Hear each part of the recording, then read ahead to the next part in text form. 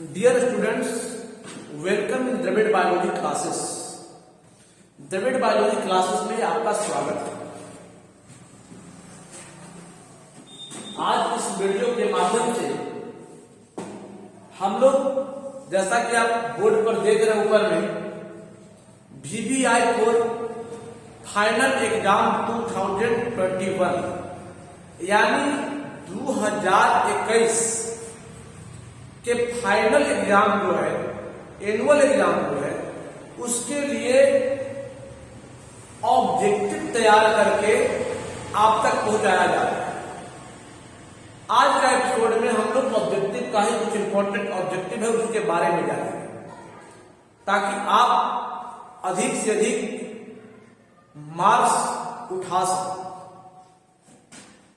लेकिन इस तरह की वीडियो को और देखने के लिए अगर आप इस चैनल को सब्सक्राइब नहीं किए हैं तो आप सब्सक्राइब कर लें, ताकि इस तरह की तमाम वीडियो आप तक आसानी के साथ पहुंच सके। बिना देर किए हम लोग चलते हैं सिलेबस पर। कहता पहला प्रश्न को देखिए आप। पहला प्रश्न है, एक संकरण जीनोटाइप अनुपात होता है। एक संकरण जीनोटाइप, एक संकरण जीनोटाइप है, एक संकरण फिनोटाइप है, द्विसंकरण जीनोटाइप है, द्विसंकरण फिनोटाइप है। तो कुछ थोड़ा सा सस्पेंस रहता है, जरा समझिएगा। प्रश्न पूछता है एक संकरण जीनोटाइप अनुपात क्या है, बच्चे आंसर में लिख के आते हैं एक संकरण फिनोटाइप का आंसर। तो थोड़ा सा कंफर्म हो गया, हम लोग करेंगे।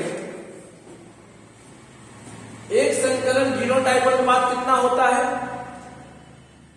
1:2:1। एक संकरण जीनोटाइप अनुपात 1:2:1 होता है। ये दिमाग में हम लोग को रख लेना है।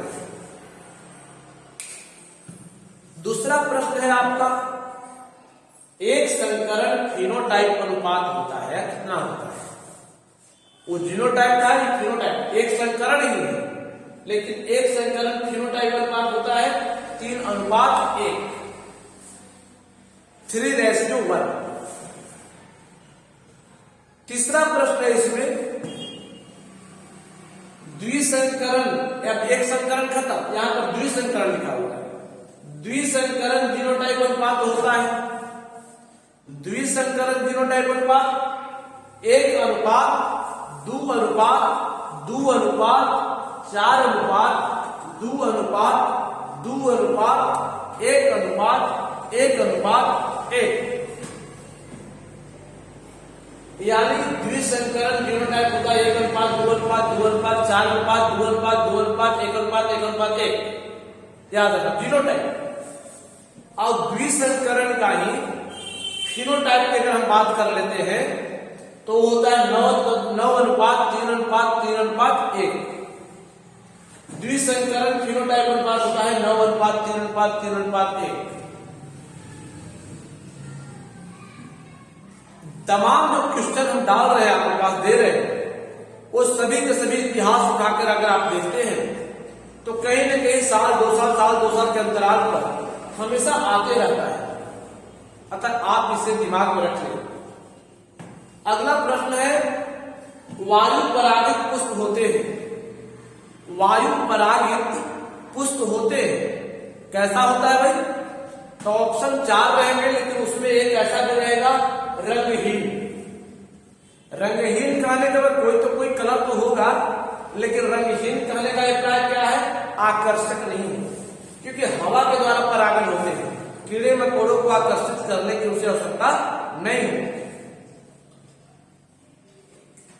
अगला प्रश्न है, कीट परागित पुष्प होते हैं। कीट, कीड़े मकोड़े, कीट द्वारा, कीड़े मकोड़ों द्वारा जो पौधे परागण करते हैं वो कैसा होते हैं?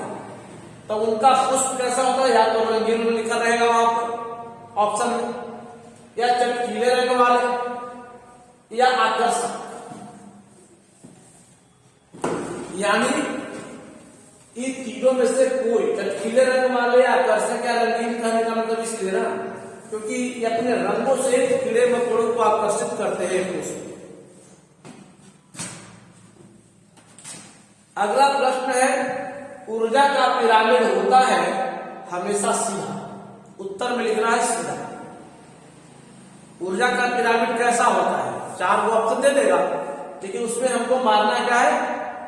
सीधा वाला ऑप्शन को टिक करना है या फिर रंगना हो। टिक नहीं, रंगना ही होता है।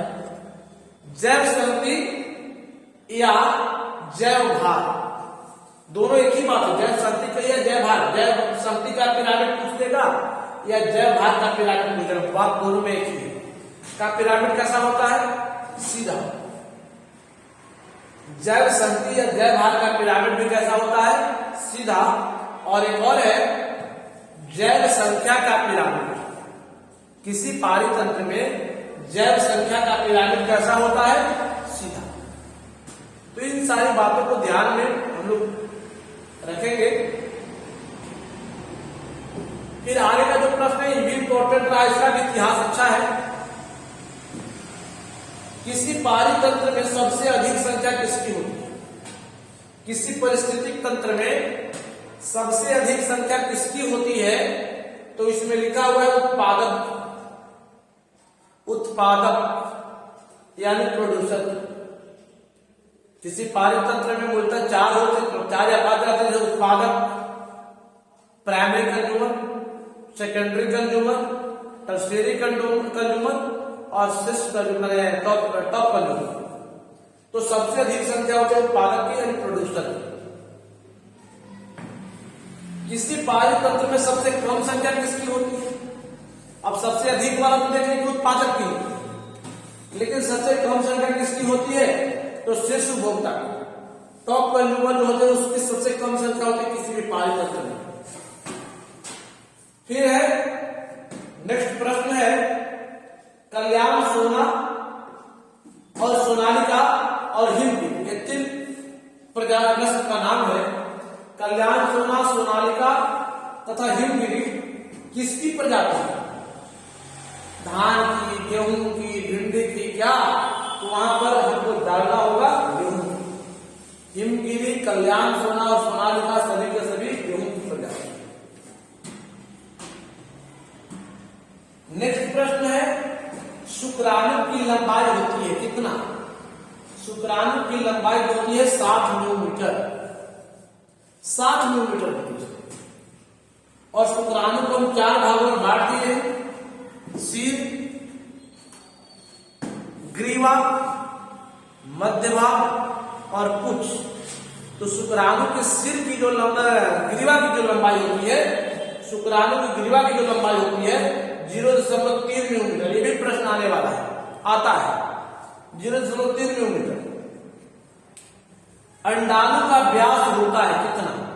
अंडाणु का व्यास इसलिए ना क्योंकि अंडाणु गोलाकार होता है गेंद के समझ।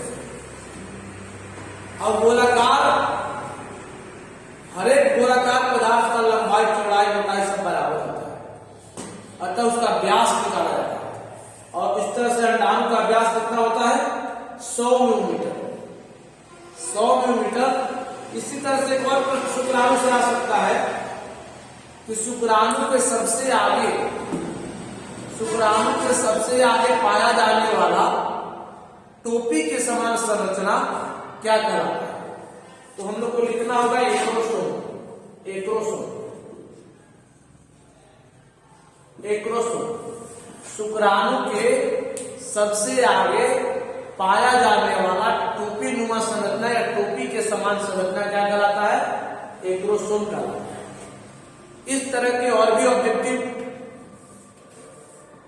आप प्राप्त कर सकते हैं, लेकिन इसके लिए आपको सब्सक्राइब करना होगा। अगर आप नहीं किए सब्सक्राइब तो इस चैनल को सब्सक्राइब कर लीजिए, ताकि इस तरह के तमाम वीडियो आप तक आसानी से और सबसे पहले पहुंच सके।